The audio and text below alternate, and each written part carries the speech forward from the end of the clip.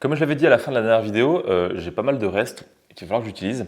Donc là, j'ai un bon assortiment de différentes farines, de la plus classique à la plus particulière. Et ce que je veux faire, c'est utiliser le gaufrier. Si vous avez regardé quelques de mes vidéos, vous êtes peut-être tombé sur une où je disais que le gaufrier était magique et on met quelque chose qui ressemble à peu près à une pâte qui tient, on laisse cuire et on ressort avec une gaufre qui a la bonne texture. Bon, on va mettre ça au test. Et donc j'ai pas mal de farine, blé 45, blé 150, sarrasin intégral, seigle, maïs, et là ça commence à être un peu plus exotique, là, ok, tout le monde a ça.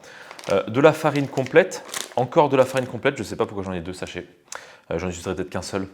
De la farine blanche, est-ce que j'utiliserai tout? Peut-être pas. De la farine de lupin, de la fécule de tapioca, et de la farine de manioc qui vient de Guadeloupe.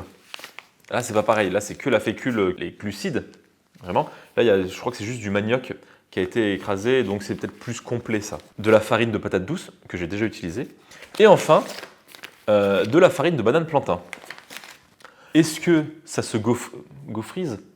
Est-ce qu'on peut le mettre dans un gaufrier et en faire une gaufre? On verra. Le principe, c'est de prendre de cette farine, un œuf, un peu de lait, un peu de sucre, de la levure chimique, une base très simple de gaufre, pas trop de chichi. Je ne vais pas commencer à mettre de la matière grasse ou quoi, c'est vraiment pour voir la structure, si ça tient. Est-ce que c'est hyper utile? À l'heure où je filme, je ne sais pas, mais je filme quand même. On verra. Je pense que je vais faire les farines 3 par 3, déjà, et voir pour la cuisson. Et j'ai rajouté de la farine de semoule dure. Il faut au moins ça. Cuillère à soupe de sucre, une petite pointe de sel, un petit peu de lait et la farine. Et là, je ne vais pas mesurer la farine, je vais faire parce que toutes les farines ne réagiront pas de la même façon. Donc ce que je vais faire, c'est vraiment quelque chose à la consistance, en essayant d'éviter les grumeaux. C'est pour ça que je fais d'abord une pâte épaisse, après je rajoute le liquide. Là, je rajoute du lait pour avoir la bonne consistance finale. Un petit peu de fleur d'oranger dans chacune, pour dire quand même que j'ai fait un petit effort et j'ai mis du goût. Je vais essayer de mettre un petit tiers de sachet de levure chimique, un petit peu plus de lait. Et là, on est bien. Voilà pour la première. Ça va pas du tout être du travail à la chaîne. C'est ce que je vais faire, je vais mettre la fleur d'oranger maintenant. Après, là où je triche, c'est que vu qu'il y a de l'œuf, ça va forcément se tenir un peu mieux que s'il y avait vraiment farine et eau. Mais c'est comme ça que je fais à peu près les gaufres. Donc, tant pis. Voilà la deuxième préparation. Farine de semoule. Donc là, cette farine et de l'eau et paf, ça fait des pâtes. Est-ce que là, ça va être un peu trop mastoc? Et on sent qu'il y a du gluten dans cette pâte. Hein. C'est marrant parce que là, déjà, on a quand même 3 pâtes très différentes alors que c'est que du blé. Ouf. Est-ce que je l'avais très bien nettoyé la dernière fois? Oh, peut-être pas. C'est pas trop grave. La première. Et si je me foire sur la première, je n'ai pas d'autre. Bon, là, pas trop de surprises. Elles sont bien, elles sont légères. C'est tout ce qu'on aime pour une gaufre. Je les mets sur une grille pour qu'elles refroidissent sans s'humidifier trop. Et donc là, on va passer à la suivante, hein, forcément. Ça a l'air plutôt très correct pour 2. Et ça, je lèche. Et pendant que ça cuit, je vais passer aux autres gaufres. Peut-être mettre un poil moins de sucre quand même, parce que j'ai goûté la pâte, elle est assez sucrée. Sel. Et donc là, on va partir sur seigle, sarrasin, maïs. On appelle pas ça une gaufre, on appelle ça une galette parce que c'est au sarrasin. Oh oui, non, c'est bon. Ah non, en plus, ça c'est seigle. C'est pas pareil, seigle et sarrasin, dans ma tête, c'est pareil. Ah, c'est pas la même, mais 150, ça tient bien, structure, pas de souci. Donc là, farine de semoule. Sarrasin. C'est dommage que j'oublie la levure. Si avec ça, je vous convainc pas de faire des gaufres, je sais pas comment je pourrais faire. C'est pas parfaitement scientifique, loin de là, hein, cette technique. Elles ont l'air très bien. Après, c'est pas là où je prenais le plus de risques. Bon, il manque un petit trou, mais c'est pas grave. Maintenant, le seigle.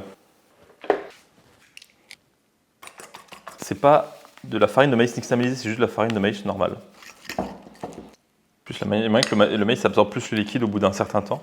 Peut-être que je rajouterai un peu de lait. On est à la moitié. Pour la pénultième salve, on va faire riz blanc, lupin, fécule de manioc. Là, ça devient sympa.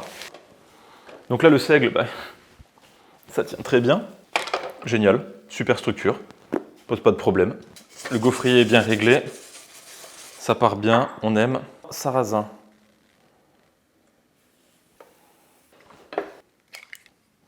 Je crois que j'ai oublié de mettre de la fleur d'oranger dans celui-là. Voilà. La structure dépend de l'œuf, parce que là, j'ai quasiment, vu les proportions, je sais quasiment que j'ai fait une omelette avec un peu de farine. Sarrasin, très bien, très belle structure, belle couleur. Maintenant pour le maïs, il est un peu épaissi. Allez à Jacta Est. Hein. Vous vous souvenez tout à l'heure quand j'ai dit que j'essaierais de faire en fonction des consistances et pas des volumes? Ouais, mais c'était tout à l'heure. Hop. Je me souviens quand j'étais petit, ma recette de gaufres privilégiée, la première que j'avais faite, c'était avec des œufs en neige. Je m'étais embêté, parfois je la refais, mais c'est contraignant parce qu'il faut battre les œufs en neige, hein. Un petit peu comme des vrais pancakes. Mais avec la levure chimique, on a un résultat très similaire. Et la flemme m'a fait arrêter cette technique. Mince, oh bah là, maïs, il va être dense, je pense. Mais ça tient. En tout cas, c'est quand même beaucoup plus simple de mettre n'importe quelle farine que de mettre du pain perdu. Ça colle moins. C'est déjà beaucoup plus gluant avec le riz. Cette vidéo, j'aurais pu en faire quasiment un direct, vu qu'il y a toujours quelque chose à faire et que c'est pas trop compliqué, mais qu'il y a toujours cet intérêt de quelle farine je vais utiliser. Ça pourrait presque se faire, hein. Fécule de tapioca, la poudre qui est hyper fine.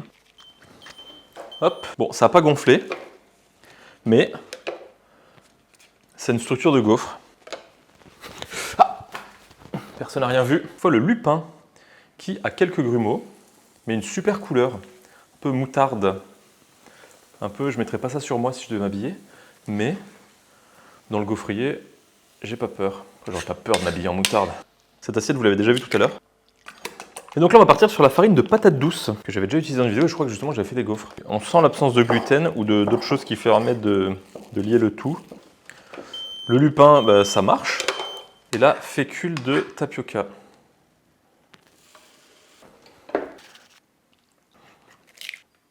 Donc là, on va repartir sur du manioc, mais cette fois, plus complet. Le manioc, c'est cool.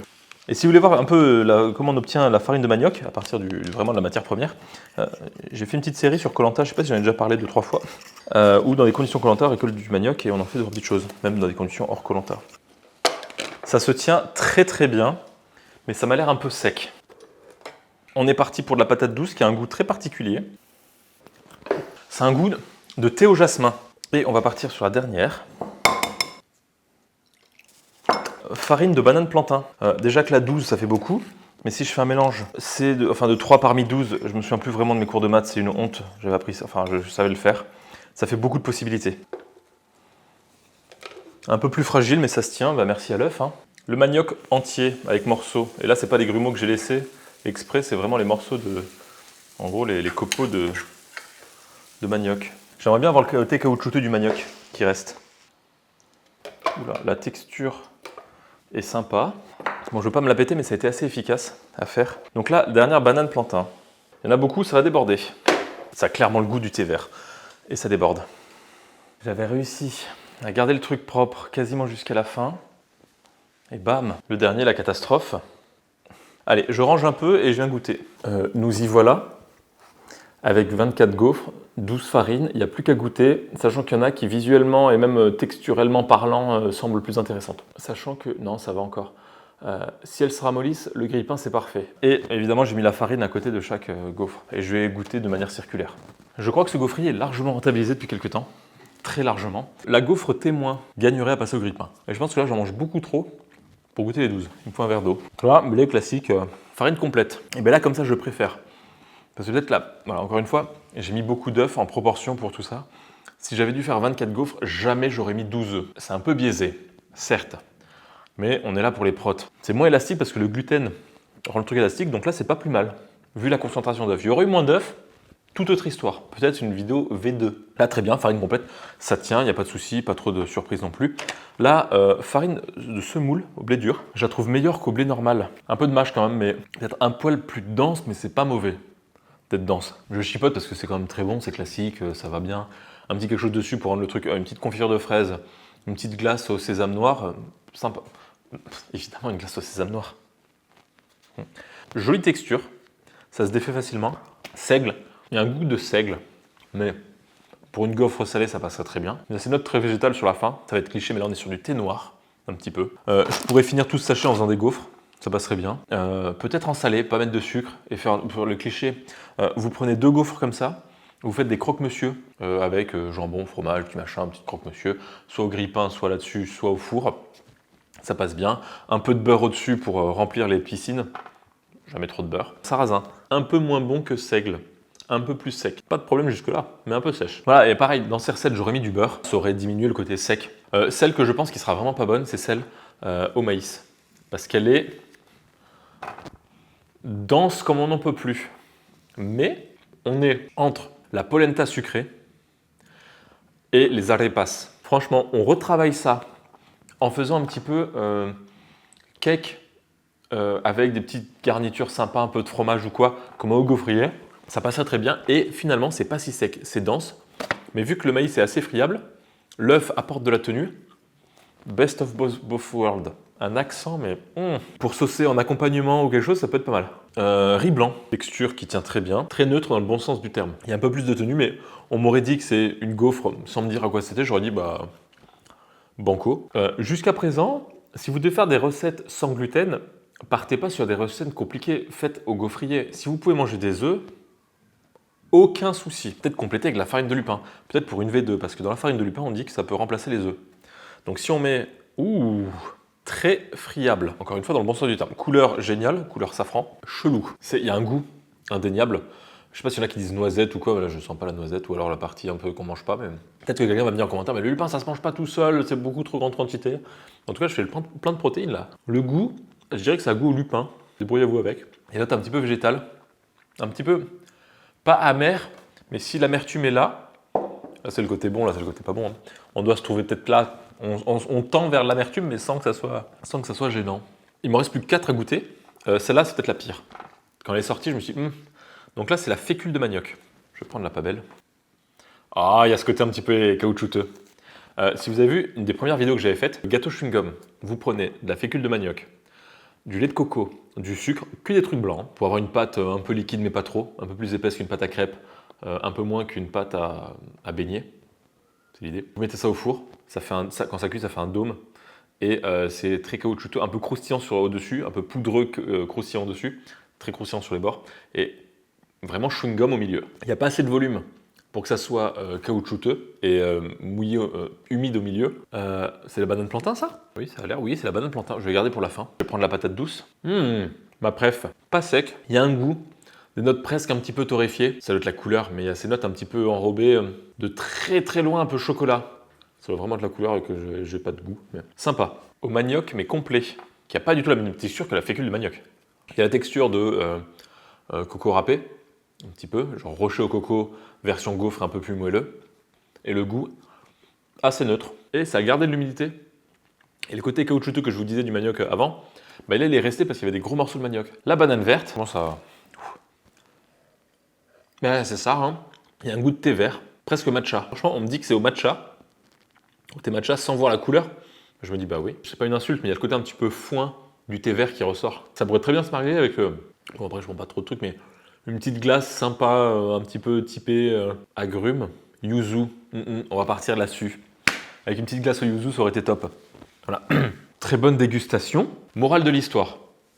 Quand on met un œuf, on s'en fout de la texture et de la tenue de la farine parce que ça tient. Première chose. Et donc il y aurait une autre vidéo ou un autre concept à faire avec juste farine, eau ou un truc vraiment très simple pour vraiment tester la farine. Mais après, à quoi bon? Parce que les gaufres avec des œufs, c'est très bien. Deuxième chose, le gaufrier, c'est magique. Je ne sais pas si je vous l'ai déjà dit, mais on met un peu n'importe quoi, ça tient, il n'y en a aucune qui pose souci. Si vous voulez la référence du gaufrier, pas que ce soit de la pub, mais je le mets en description. Gaufrier super. Et autre point, moi qui voulais finir des farines, c'est pire. Parce que j'avais 12 sachets, donc 10 qui étaient déjà ouverts. Donc dans les 10, sachant que typiquement un sachet comme celui-là, il en restait quasiment pas. Mais là, il en reste quasiment pas, mais encore moins. Voilà. Et il y a 2 sachets que j'ai dû ouvrir pour faire cette vidéo. Donc dans une pire situation. Donc si vous avez des idées pour utiliser une de ces farines particulières dans une recette que vous voulez voir, ou par exemple une farine, 3-4 recettes, n'hésitez pas à le dire. Entrée plat dessert à la farine de patate douce.